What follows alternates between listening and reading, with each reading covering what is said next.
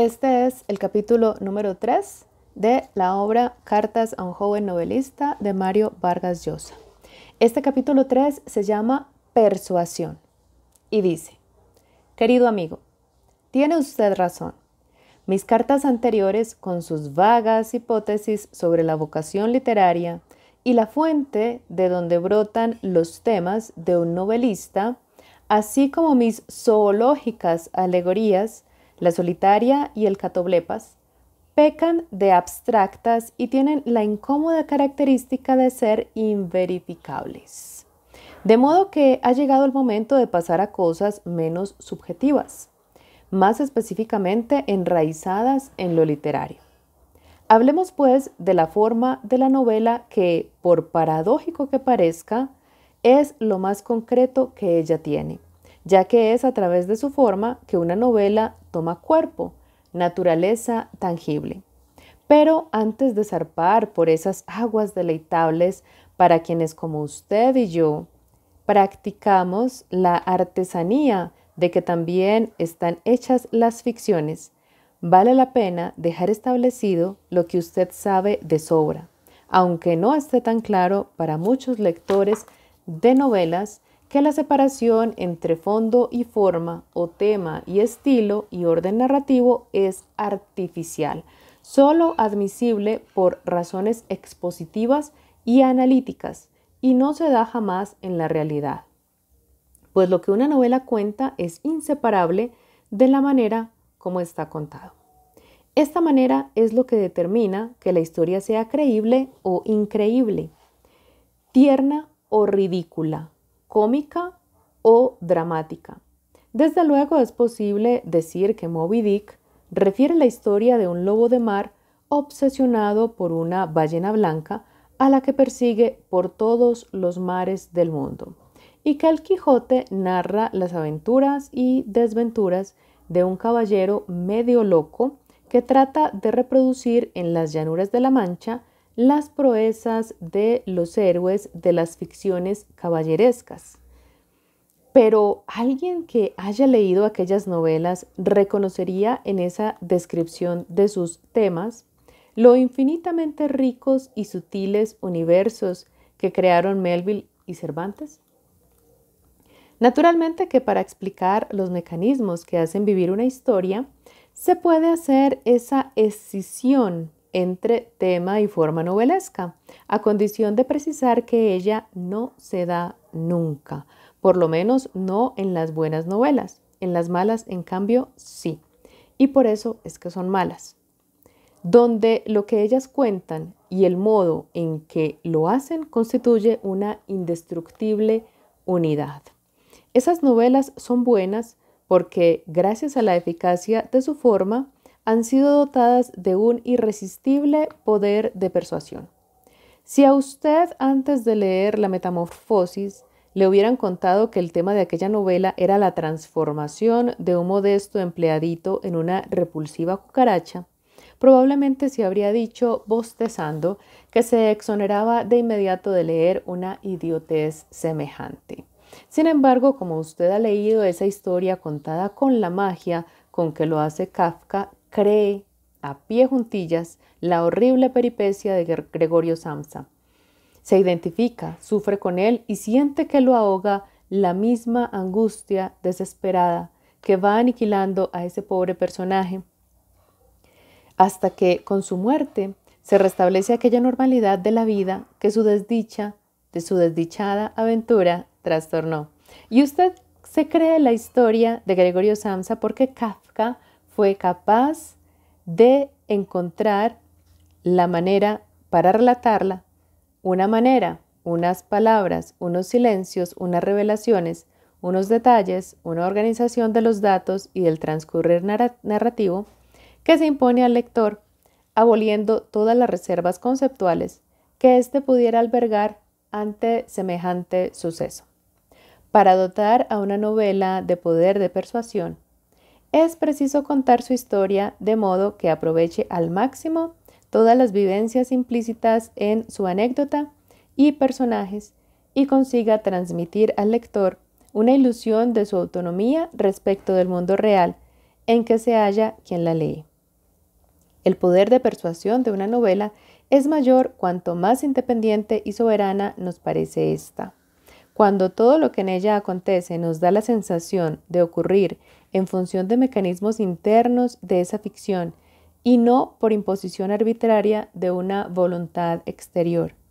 Cuando una novela nos da esa impresión de autosuficiencia, de haberse emancipado de la realidad real, de contener en sí misma todo lo que requiere para existir, ha alcanzado la máxima capacidad persuasiva.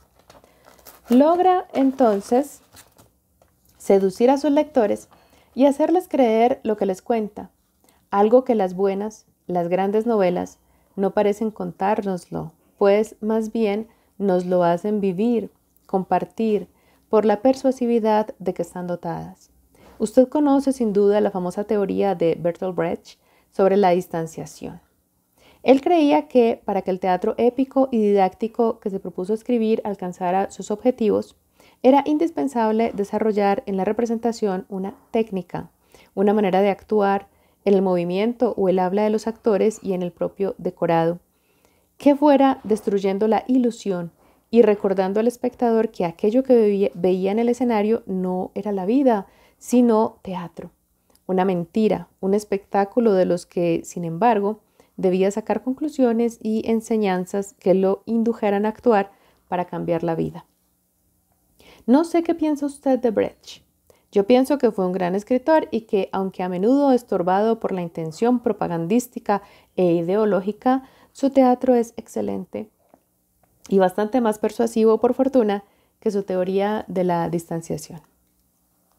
El poder de persuasión de una novela persigue exactamente lo contrario: acortar la distancia que separa la ficción de la realidad y, borrando esa frontera, hacer vivir al lector aquella mentira como si fuera la más imperecedera verdad, aquella ilusión la más consistente y sólida descripción de lo real.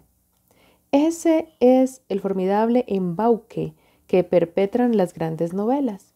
Convencernos de que el mundo es como ellas lo cuentan, como si las ficciones no fueran lo que son, un mundo profundamente deshecho y rehecho para aplacar el apetito deicida, recreador de la realidad que anima, lo sepa éste o no, la vocación del novelista.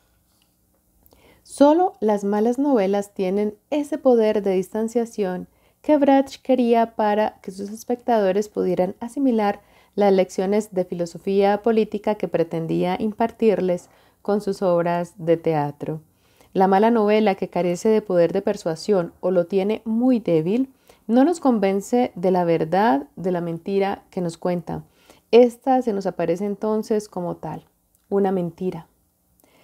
Un artificio, una invención arbitraria y sin vida propia, que se mueve pesada y torpe como los muñecos de un mediocre titiritero, y cuyos hilos, que manipula a su creador, están a la vista y delatan su condición de caricaturas de seres vivos, cuyas hazañas o padecimientos difícilmente pueden conmovernos, pues ¿acaso los viven siendo meros embelecos sin libertad, vidas prestadas, dependientes de un amo omnipotente?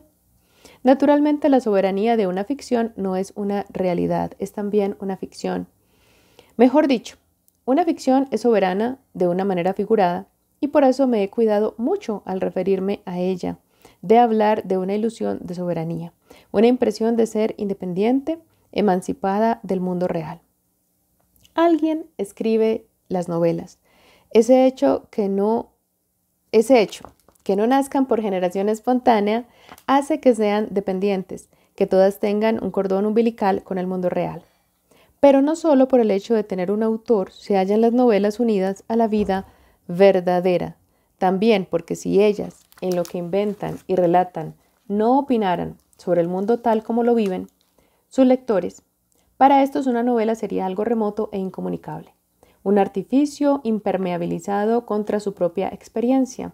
Jamás tendría poder de persuasión, nunca podría hechizarlos.